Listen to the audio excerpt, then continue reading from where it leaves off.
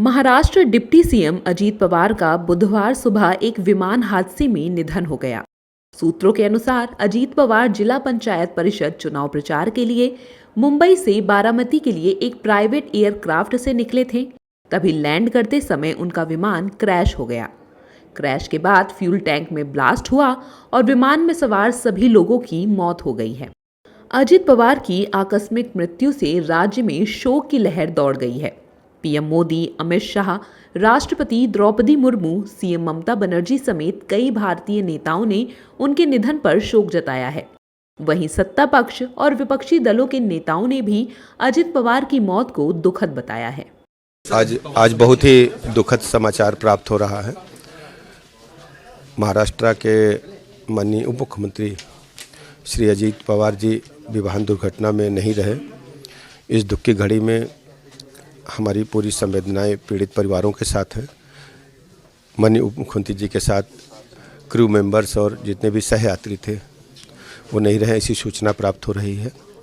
हम दुखी परिवारों के साथ हैं इस पीड़ा की घड़ी में। वर बघितले मी आता आतमध्ये जाऊन बघते काय आहे। हो जाणार आहे मला काहीच माहिती नाही। मला आताच टीव्ही वरती कळलं आणि मी डायरेक्ट इथे आले। कोणाशी बोलणं झालेलं नाहीये। आता मी डायरेक्ट इथे आले, आता बघते आतमध्ये।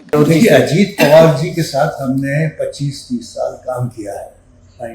2002 से लगभग 20 साल से ज़्यादा अजीत पवार के साथ हमने काम किया है और हमने देखा है कि वो एक ऐसे वाहिद नेता रहे हैं जो बहुत ही एग्रेसिव, बहुत ही डायनामिक और जो कहते थे बस उसकी जिद के पकड़ लेते थे। हालांकि उन पर एक तरह का आरोप कांग्रेस एनसीपी को तोड़ने का भी लगा है कि उन्होंने 2-3 लोगों के साथ मिलकर शरद पवार साहब के साथ गलत किया कि पार्टी छोड़ दी।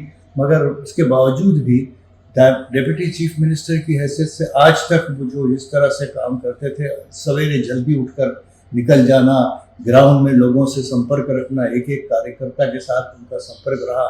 और मुझे ऐसा लगता है कि उनकी चले जाने से न सिर्फ राष्ट्रवादी कांग्रेस पार्टी अजीत पवार को नुकसान पहुंचा है बल्कि महाराष्ट्र की पूरी राजनीति हिल गई है। देखिए, बहुत दुखद है कि आज सुबह ही जब ये न्यूज़ आई कि प्लेन क्रैश हो गया, पहले तो था कि शायद बच गए हों, लेकिन बाद में थोड़ी देर बाद जो वीडियो सामने आई और देखा तो बहुत ही तकलीफ़ हुई। एक बहुत ऊर्जावान नेता का दुनिया से चला जाना यकीनी तौर पर बड़ा दुखदायी है और महाराष्ट्र की राजनीति को एक बहुत बड़ा धक्का है। अजीत पवार का ये एक्सीडेंट में निधन होना ये बहुत ही दुखद और दुर्भाग्यपूर्ण है। पिछले 40 साल से महाराष्ट्र के राजनीति में मेरे बहुत घनिष्ठ मित्र रहे, उनके मेरे पारिवारिक संबंध रहे। बहुत कर्मठ, अच्छा प्रशासक से वो नेता थे। उनके जाने से बहुत बड़ा नुकसान हुआ है। उनके परिवार को भी काफ़ी उनके ऊपर भी एक बड़ा हादसा हुआ है।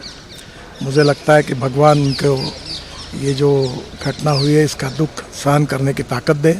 अजीत पवार का निधन होना पूरे महाराष्ट्र के लिए दुखद खबर है। महाराष्ट्र की राजनीति का एक और सूर्य अस्त हो गया। बता दें कि अजीत पवार महाराष्ट्र के वरिष्ठ भारतीय राजनेता हैं। वो 6ठी बार महाराष्ट्र के उप मुख्यमंत्री बने थे।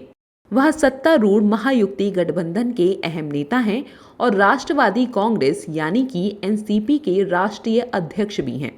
वहीं अजीत पवार की मौत की खबर सुनते ही गृह मंत्री अमित शाह बारामती के लिए निकल चुके हैं।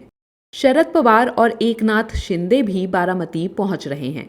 फिलहाल अजीत पवार के घर पर महायुति नेताओं और एनसीपी कार्यकर्ताओं का तांता लगा हुआ है।